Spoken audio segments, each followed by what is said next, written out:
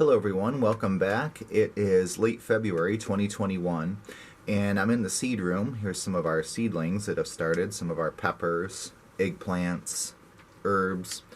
And this video is about which plants to start inside and when to start them.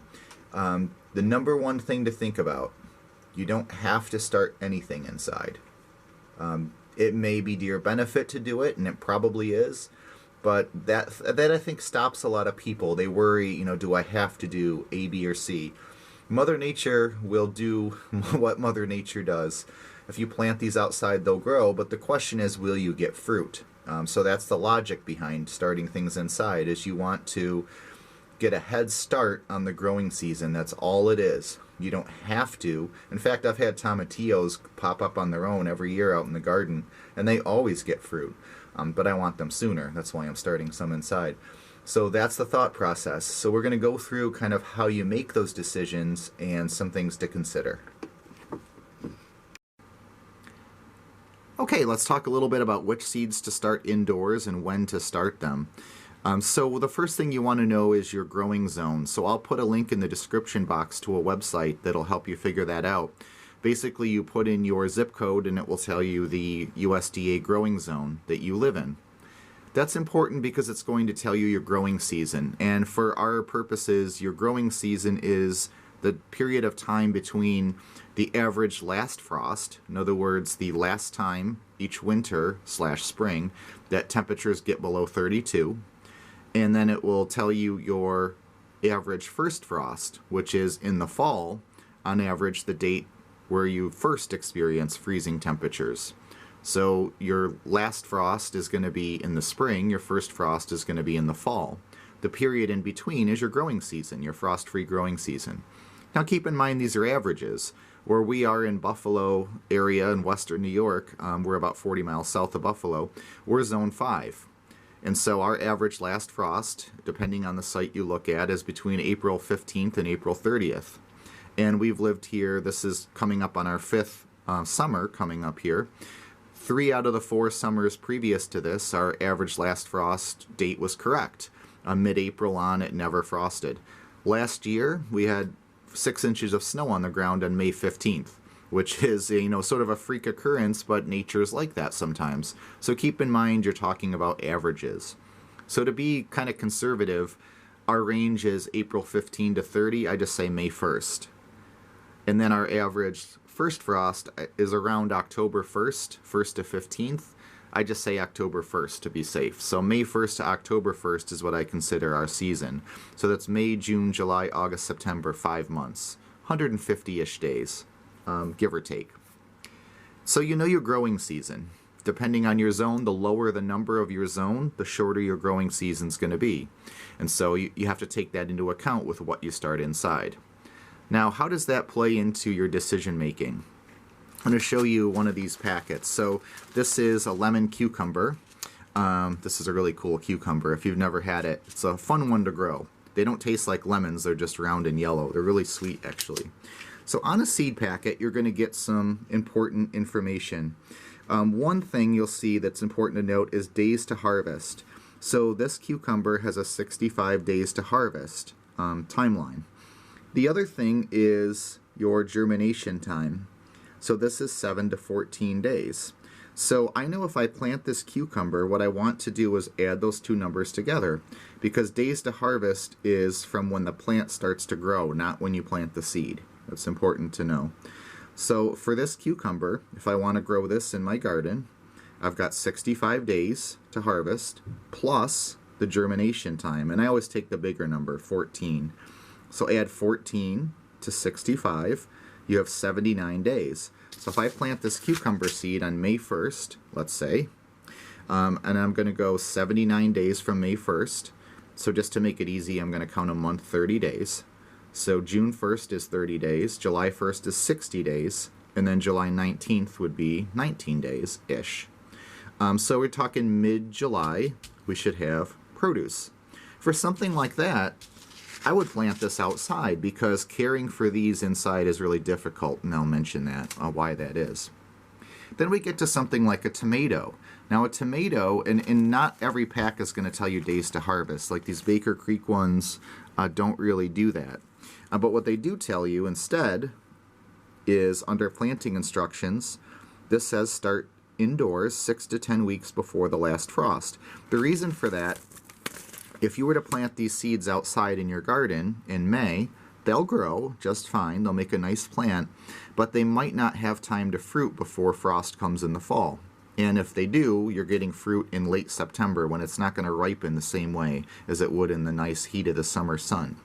So these tell you to go 6 to 10 weeks back from your last frost date.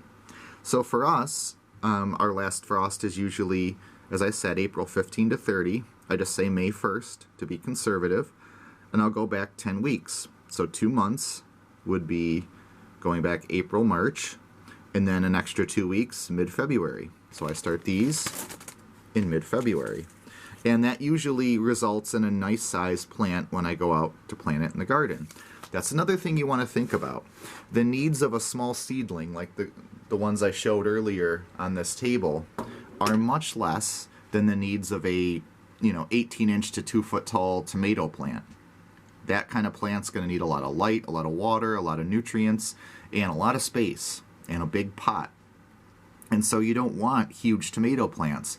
All you're trying to do, this is sort of the logic to think about when you're starting seeds indoors, all you're trying to do is get a head start for the plant. So you have to count your germination time. You're taking that right off the calendar. These germinate, it says, in 7 to 14 days.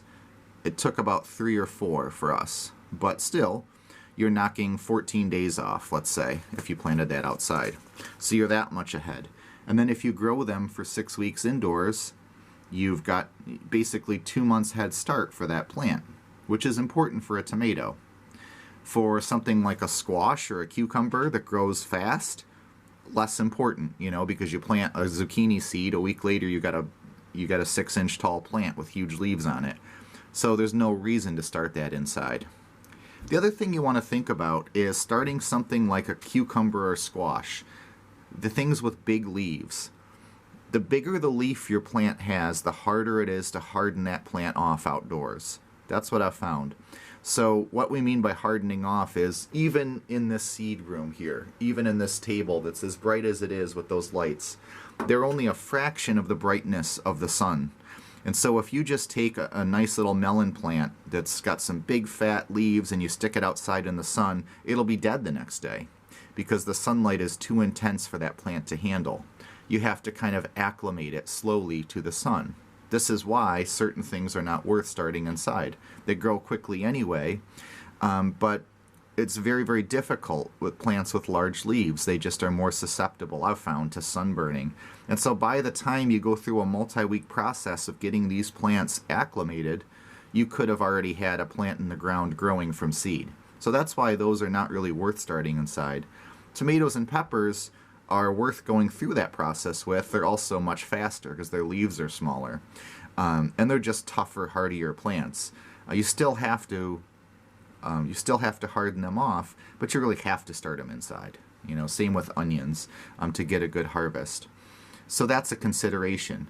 Here's something else to think about with melons, especially where we are in Western New York. Our season, you don't see a lot of watermelon homegrown here, but you can certainly grow it. And so the way you do it, the way I like to do it, is to use these peat pots. And the reason is cucurbits. That's your squash, your melon. Now I never start squash ahead of time. That just goes right in the ground because it grows so fast. But cucumbers and melons, to get a little bit of a head start on them, what you can do is use these. And the reason you use these instead of the plastic ones, most things I use plastic trays because I can recycle them and they work really well and they're affordable and easy to get. These are single use, but what's nice about them is they're biodegradable. They're just made out of peat moss. And so what happens is you plant your seed in here, and then because these roots don't want to be disturbed, you can just plant the entire cell right in the ground and it will biodegrade and fertilize the plant. The roots will grow right through it and there'll be no issue. And that way you're not disturbing the seeds when you plant them. I also say for something like a melon, so let's say you want to do this melon, and I will do this with all of our melons. I'll start them in these pots, but I won't start them inside. In late April, probably the last 2 weeks depending on the weather, I'll fill this with the seed starting mix. I'll put the seeds in here, and I'll set them outside all day in the sun. Okay, that way they benefit from the warmth of the spring sun. Then I'll bring this inside every night. So you're putting them in and out. That way you sort of, and this is like a 1 week process. So you don't want to do this way ahead of time. 1 or 2 weeks ahead of time. What that does is it allows you to take advantage of the warm spring days, but then these don't get the cool spring nights because you just bring them inside. When you bring them in, they don't need light. It's nighttime, so you just put them wherever to keep them safe, and then put them back out the next morning and just follow that procedure. If you do that, you don't need to harden them off because they grew up in the sun. That's why you don't have to harden off anything in your garden that you start from seed. It's experienced the bright sun its whole life, so there's no worries there.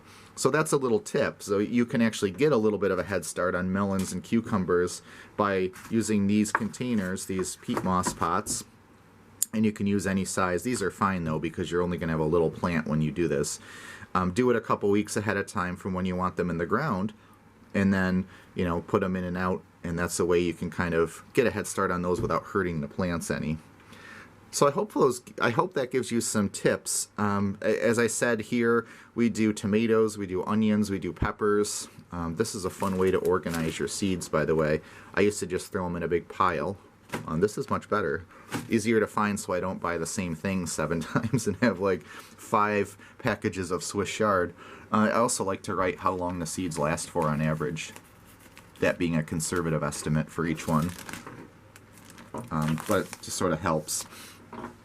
So I hope you enjoyed our seed starting video. If you have questions, please ask in the comment section. I'll be happy to help out. And the other thing I'll just mention before I go, if you're into container gardening, we do a lot of, the reason this channel is called Captive Roots is I used to only have a container garden because we were in an apartment. But I still do a lot of container gardening. I love it. It's provides a lot of advantages actually, and there are no weeds really to speak of. But if you do grow in containers, you can get away with planting this kind of crop outside sooner because those containers heat up a lot faster than the dirt in the ground does in the spring. Especially the black fabric ones that we use, they heat up very quickly. So that's another thing to keep in mind too. Are you growing in the ground or in a pot? Because if you're growing in a container of any kind, it's going to get warmer faster, but also colder faster in the fall. So that's sort of a, the trade-off there. But thank you for watching. If you enjoy our content, please subscribe for more videos. Happy gardening.